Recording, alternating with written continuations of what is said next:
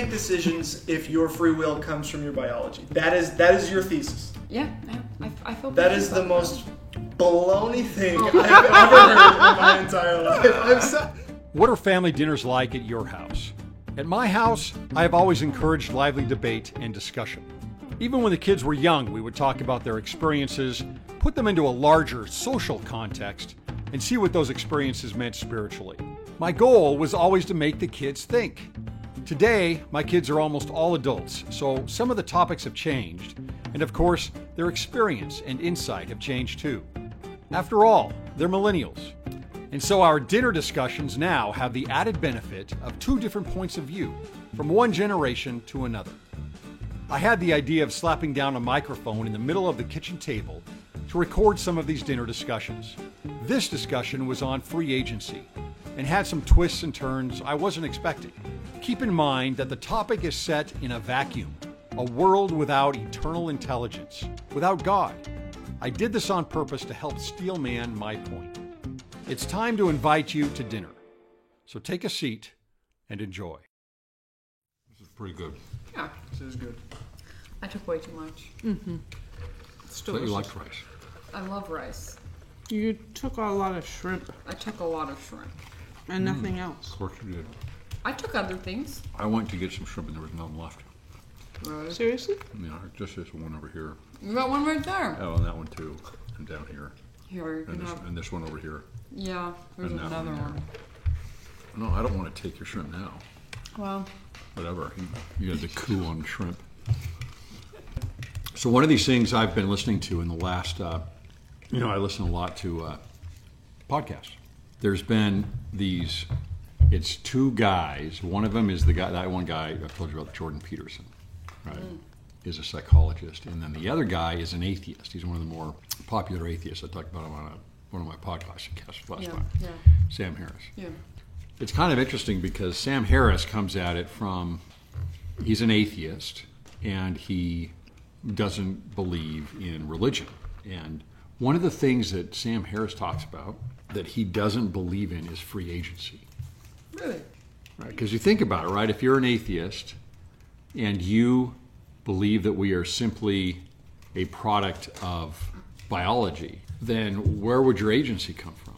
Because your agency seems to be something that has to be separate from your biology. Not that it wouldn't be influenced by it, right? That's a big discussion in atheist circles, is free agency and how we just don't have it. How is free agency different from, how is it separate from your biology? Well, one would argue in a sense would have a background of having a spirit, in a sense, right? Because it's something separate from your body. And the other would say, no, it's just your culture and the biology that you've been given. You're going to make all of your decisions no matter what. And you don't really have a choice in everything, as in separate from outside of what your culture and biology are. Because otherwise, where does it come from? What would that be? What would free agency be for an atheist if it's not from your biology and culture? So you mean because of their nature? No, their nature. I mean, like it's a reaction. Their biology. Animal instincts as opposed to making a decision. No. One thing that Jordan Peterson talks a lot about is he talks about evolutionary biology. Right? So we have certain traits because of the bodies that we've been given that have evolved over millions of years, and where we are, because of survival, we have these traits. But he believes in free agency on top of that. Well, I think using the example of a dog, I think that free agency is on a spectrum, and it's correlated with intelligence. Yeah, I would agree with that. Dogs, as far as all the organisms in the world go, are on the upper levels of intelligence. And so they would have more free agency than, say, a butterfly. A butterfly basically acts on instinct alone because it has little to no intelligence. Then what is that? Well, free agency is the ability to make a decision, to make a sentient decision. Human beings are the most intelligent life forms, right? So we naturally would have more free agency than a dog. So intelligence gives us the agency? Gives it to us, is correlated with it. I don't know, but I think that it is directly related, however intelligent you are as an organism is directly related to how sentient you are or how much free agency you have. Yeah, like even a baby Has less free has agency less free agency than than an we adult. do. Yeah. but that changes as it matures and its brain grows in size Gains intelligence. and it becomes more intelligent, becomes more sentient, more self-aware. But are all of that baby, then child, then teenager, then adults decisions based on their biology? No, not necessarily, but I think it's variable. I think So what is the difference then? What is that that's outside of your biology, right? I mean, what would that agency be? Where would that come from? I think that at that point you can decide whether or not it's just chemicals in your brain that are what give you sentience, or it could be an outside being. And that's where I think that's where the religious people and the atheist people diverge, because there isn't anything beyond that Well, there isn't anything. to know. There isn't anything Scientific. to observe. There's nothing to observe scientifically. Well- so then you go into... Well, wait a minute. There's things to observe. I mean, I observe it every day with my own self. I observe and experience free agency every day. So I can say to myself, okay, am I only making these decisions because of the biology that's been given to me?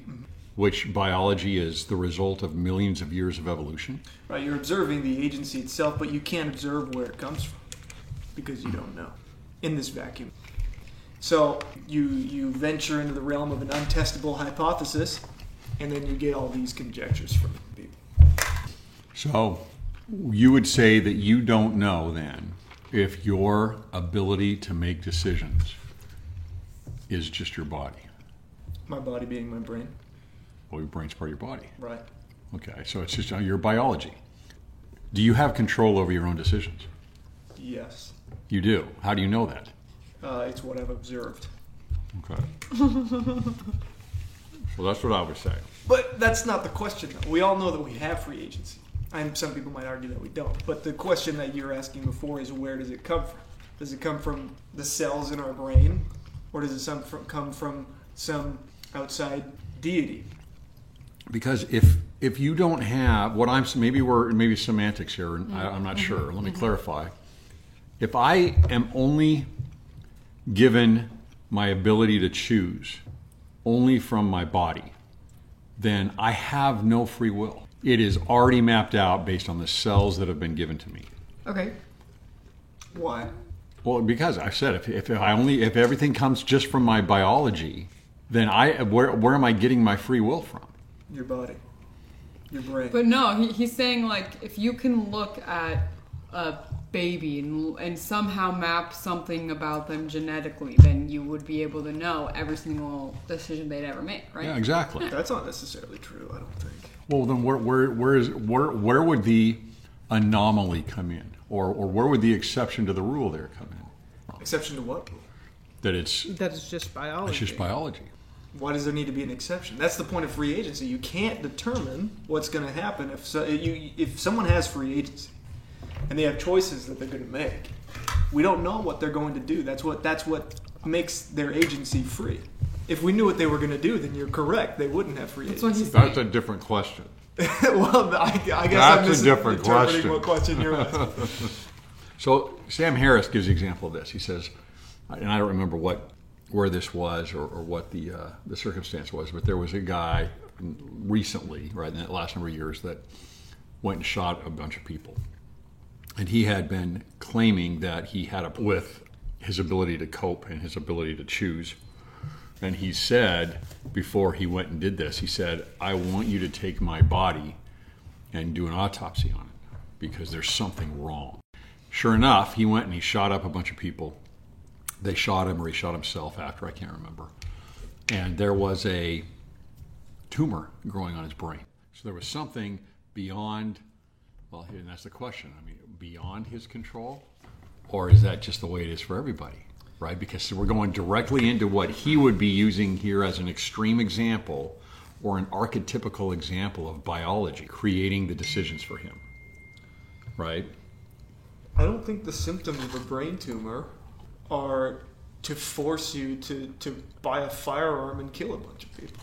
No, but there was something wrong with him. Sure, there was something wrong with it. but I don't think that that means that he didn't have the ability to make those decisions. I don't think that that would cause anyone to make proactive decisions like that, and then they can say that they didn't make those decisions. I don't know if I agree with Did I that. articulate that? You did, but poorly? I don't know if I agree with you on that. I think that I think there can be situations where biology does determine your decisions. Like chemical imbalances? Yeah, I was Yeah. going to say, like depression, there are literal and there's a point chemical where, things now, going but on. here's the thing. See, he, in a sense, is able to be outside of himself in a way and know there's something wrong. Right, the biology isn't just one note, Mm-hmm. right? He could have battling things going on there. And at one point, the more level-headed one won. And at one point, the tumor won. I think that, and not just emotionally, but I think a lot of those people have actual biological chemical problem. imbalance. I think they lose control. That's what I think. Yeah, They lose control. I think that we have, a soul, and we have God-given free agency, and Is that given to you from your body? Because here's the reason I say that. Let's say, okay, I'm acting as God, and I have 10 different models of human beings that I'm going to create. So let's say it's through evolution or whatever else, right? Well, you And- can choose the best one. Yeah. So all I'm doing then, because this takes away the pre-existence, right? All I'm doing then is saying, well, Marcus, I'm going to give you number 4, right? I'm going to give you number 4. And I'm going to give Morgan number 9. And I'm going to give Harleen number 10. So if that's already been done, how is it that you're going to be progressing any different? How is she going to progress any different than you? I don't know what the details of these models are, so I don't know if I can I think answer he's that just question. saying that if you're given a set biology and that biology ultimately determines everything about every decision that you make, you're not really making decisions because they were predetermined for you. I See, think that's what I'm saying. I don't think you can progress without a completely independent free will. I think, I think that you can- there is an underlying fallacy with that, though, in that you're saying that in this universe where there is no entity, there is no deity, that life evolved without God, that there is some sort of master design, and that can't be. So your evolution, you can't be limited by your biology because the biology is constantly changing. And you're constantly evolving. There is no master plan. Wait a that minute, but stops you're not Yeah, I know continually what you're saying. evolving. Your species could be in that Yeah. current Okay, your circumstance, but species. not you. Yes, you grow Over you're a baby. 90-year period? Yeah, over a 90-year period, Okay, so you're just limited. like we do today. So you're completely limited. You eventually die. But you're Just like But you're we not. do. But are you making your own decisions? Sure, if you're sentient enough, if you're intelligent enough, if your species evolves to that point, as we have. No, but and I'm talking about you. me personally. You personally. You are born, and 90 years later you die. Okay. Can you progress? Is that not how it is right now? Is that not the world we live in? I feel like you guys are When saying grow- two different you things. No, born no, and then no, You grow it's- and you learn and you become intelligent. Yeah, you and then guys are die. talking about two different things. I think so too. Right? Marcus is thinking of growing like a baby would grow and become better and become stronger and become faster and become smarter. and become right? more intelligent. And become more intelligent. Dad is talking about a different type of growth, I think. like character. Yes.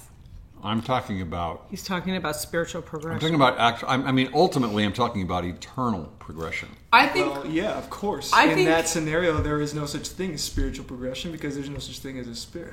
Well, I'm trying to exclude that to say what is. I'm trying to get to the point again. The original question: if you only have biology, can you have free agency? I can't give you everything. And think that you're going to grow or progress. If I give everything to all my kids all the time, every little tiny thing that they need all the time, to me, they're not going to progress much. Okay. The whole purpose, I think, of the beginning of the Garden of Eden story, for example, is it's like, look, I mean, you're going to fall, you're going to make the wrong choice, go right ahead. And let's say that you're just born of your parents. So you were given the exact DNA that you have without your choice. All of your free will, or let's just call it all of your decisions in your life are predetermined by the biology of your parents. Sure. Then where does it come from? That's what makes free will free will. It's not predetermined. So you're saying it doesn't come from biology? And it doesn't come from It comes biology. from your sentience it comes So from where your does the intelligence. Where does that sentience come from? Your biology. Okay, Okay. So it So, comes sure. so it you're doesn't saying come that from you're your saying biology. then that your all of your I don't understand sentience, what your that- sentience and decisions that you will ever make all come from your parents. Sure, you could even make the argument it comes from an amoeba 4 billion Okay, years then ago. you If you have really no wanted to go choice back. in the matter. Why do you have no choice? Why does the fact that you don't choose to have free will mean that when you are making a decision that? Let me ask you something, Morgan. I just flipped your phone. All right. Was that predetermined by my brain? Was that That's what was we're that saying. always gonna happen when I was born? I don't know. You're, That's you're- what course we're not. saying? Of Okay. course not. Then you're not You're saying saying what it But you're that is. doesn't saying. mean that it didn't come from that I didn't gain that sentience, that ability to do that from my biology. Okay, so then you're not saying it comes from your biology. You're saying you're gain it through biology. Sure. Okay, well that's a completely different thing. How is it different? If it comes from your biology, it was all there when you were born. There is no change that can happen. It can grow, but it's all been programmed in there at that point. You're programmed to be able to grow and to become a sentient being when you're born. But that doesn't mean that you're born. It comes slowly as you grow up, as your brain grows, as you become more intelligent. Your free will comes slowly. Okay, so let's talk. So you have facial hair now, right? Sure. Did you have facial hair when you were a baby? I did not. You did not. But did your body already have everything inside it to give you that facial hair? I suppose you could make the argument. Okay. Okay. So then, did you have any choice in the matter about your facial hair? Nope. No. So is free will the same way? Yes. Okay, so then you don't make any decisions about where your facial hair grows. There's nothing you can do about that, right? No. And it's not there when you're born. It's part of you growing up, right? So then if free will is the same thing, then you don't have free will because you can't make decisions because it's already been programmed in there, just like your facial hair. So you can't make decisions if your free will comes from your biology. That is your thesis. Yeah, I feel That pretty is good the about most baloney thing I've ever heard in my entire life. That's completely contrary. That's to not the what I nature was saying. Okay, good, because that is completely contrary to the nature of what free I'm will not saying is. that you can't make decisions. I'm saying that your decisions aren't from free will because they were already there when you were born. Really, I made Yeah, the okay, decision. but let me try and steel man your argument. Okay, Right? Yes. So you are saying that you're born, and again, we're going ex-theology for right now, just Yeah. for the sake of talking Absolutely. about our biology here.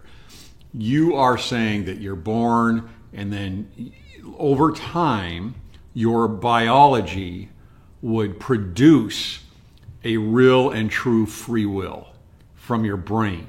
Okay. Yeah. Right? That the maturity process and whatever else, I don't know, that eventually the biology would create the ability to make your own choices, but you still would have to say beyond, it still would create, that free will will still be a product or it would still have to be something beyond your biology. It can't be your biology alone.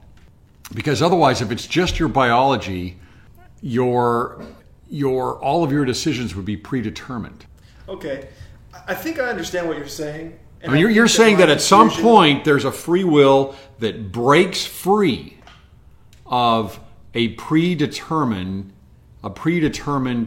biology in you, and that we all end up with that at some point in our lives, at least to some degree. Yeah. Or we can pursue it more if we choose to, but that is somehow beyond a predetermined biological, chemical brain activity. Sure. Yeah, that's what I'm saying. Okay. But then I that guess does- I'm just misinterpreting what you mean when you say biology. Then. Well, see, I'm basing this more off of what the argument typically that a Sam Harris would make, which is, and he might say something similar to what you're saying, but he's basically saying that it's biology that determines your decisions. Right? That you have a certain biology, and therefore, from that biology, your whole life is already figured out. Well, I think there's a certain truth to that, in that the way you are made up genetically, sure, that'll influence your decisions big time. That's different. Affect your decisions is different. But that's all it ever You're does. you're Is that it affecting affects- you're That's not what affecting you said something. before. talking about. You're affecting something. Then when you say affect your decisions, you're talking about two different entities. And I stand by it because I don't think that it determines your decisions. Okay, but again, what I'm saying is you're talking about two different entities. You're Right. talking about you as your biology affecting your decisions, which is something different. How can Okay. because you're affecting one thing is affecting something completely different. So your decisions are ex biology, right? They're beyond your biology. So now we need to decide then, what is the self, right? Oh boy, we're not going into Carl Jung here. I'm just saying that I want to understand what you're saying. Are you saying that your decisions all come from your biology?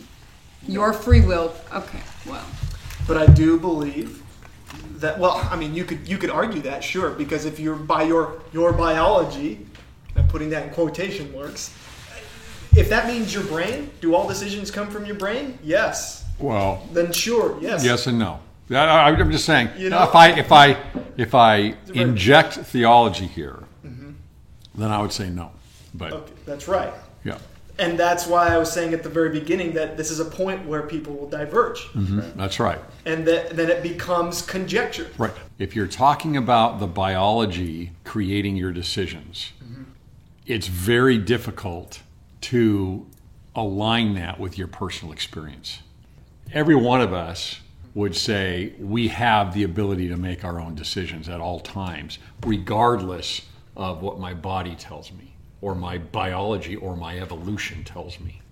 Is that? Would you Yeah, go along with yes, that? absolutely. Okay, so that's my point. Is that to me there has to be something, a separation, even when you're taking theology out. It's like, well, wait a minute here. I have choice. In my experience, it's hard for me to be able to say that my body is already determining everything that I'm ever going to decide. And I think if you go through the scriptures, you see over and over again the term natural man. I think that's your body. That would be, okay, all of the evolutionary information that has been passed down to what I've been given here in a body. A lot of it's good, but there's a lot there that is like, okay, you've been given this, but you kind of have to work against it too. I can't just let this body actually be the thing that takes over and in a sense takes away my free agency.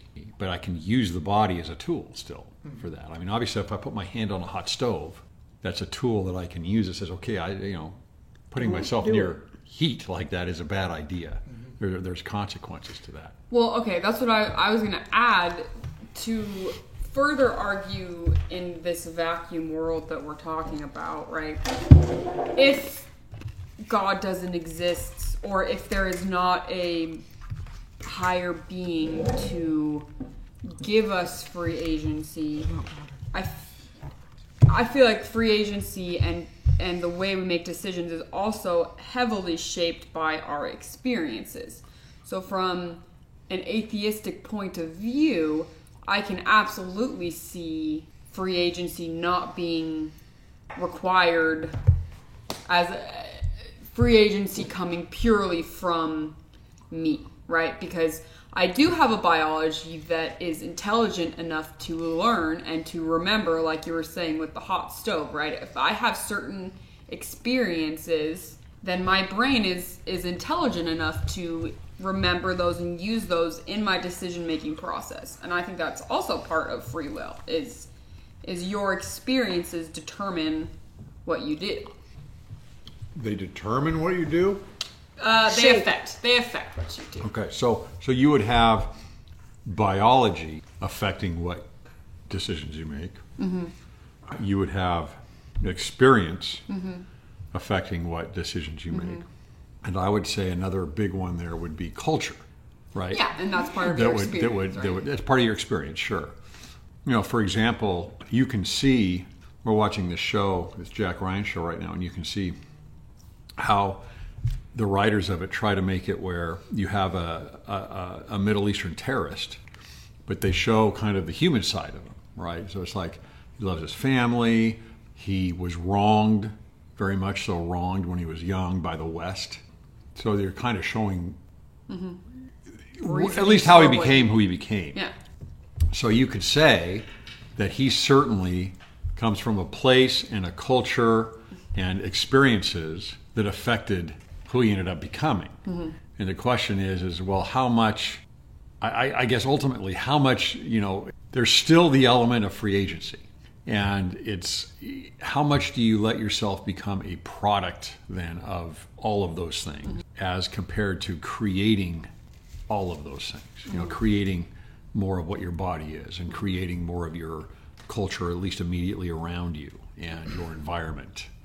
And that if you put agency up at the top of the totem pole on that, then everything else falls below it and is controlled by it. Whereas I see a lot in the scriptures that tells us, look, you have culture, you have your body, your natural man, you have experiences that are all there that can completely swallow you up and help determine who you're going to be. But at the very end of that road, there's still choice. There's still a decision that you can make.